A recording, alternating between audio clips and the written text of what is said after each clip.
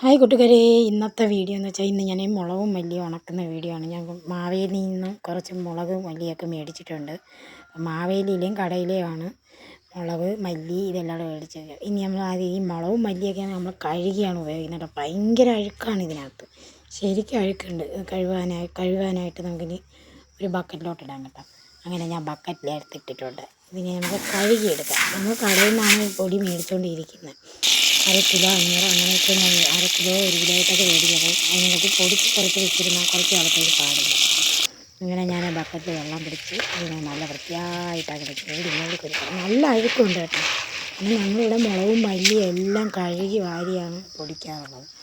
അപ്പം ഞാൻ കഴുകാനായിട്ട് കഴുകി വെച്ച് ഇനി അത് കഴുകാനായിട്ട് പാത്രം എടുത്തുകൊണ്ട് വെച്ചിട്ട് കണ്ണാപ്പ വെച്ചിട്ടുണ്ട്. അതിൽ ഞാൻ എല്ലാം കഴുകി വാരി വെച്ചിട്ടുണ്ട്. മൊത്തം ഞാനിങ്ങനെ ഒരു ബക്കറ്റിൽ ഇതിൻ്റെ അടപ്പിലും ബക്കറ്റിലായിട്ടൊക്കെ കഴുകി വെച്ചു. ഇനി അതിൻ്റെ വെള്ളത്തിൻ്റെ കളറ് കണ്ടോ, ഈ കളറാണ് ആ വെള്ളത്തിന്. അപ്പോഴൊന്ന് ആലോചിച്ച് നോക്കാം, നമ്മളത് കഴുകാതെയൊക്കെ പിടിച്ചാലുള്ള കാര്യം. അങ്ങനെ കഴുകിയ മല്ലി വെള്ളമെല്ലാം തോന്നി ഞാൻ ബക്കറ്റിലാക്കി വെച്ച്. ഇനി അടുത്ത കുഞ്ഞമ്മയുടെ വീട്ടിലാണ് കൊണ്ടുവന്ന് നമ്മൾ ഉണക്കാനിടുന്നത്. കാരണം നമ്മളെ വീട്ടിൽ വെയിലില്ല. അടുത്ത മുളകാണ് കേട്ടോ. മുളക് ഞാൻ നേരത്തെ കഴുകി ഉണക്കി വെച്ചത്, അതുകൊണ്ട് ആ വീഡിയോ എനിക്ക് എടുക്കാൻ പറ്റിയില്ല.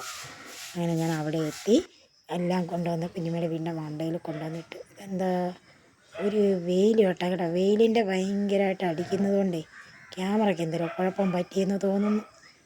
ഒന്നും ക്ലിയറായിട്ട് കിട്ടുന്നില്ല. എന്നാലും ഞാനിതെല്ലാം ഉണക്കാനായിട്ട് നേരത്തെ ഇട്ടിരിക്കുന്ന വീഡിയോ കേട്ടോ. അതുപോലെ മല്ലിയും ഇട്ടിട്ടുണ്ട്. എല്ലാത്തിനും ഒരു മങ്ങൽ, എന്ത് പറ്റിയാണോ എന്തോ ഒന്നും അറിയാൻ വയ്യ.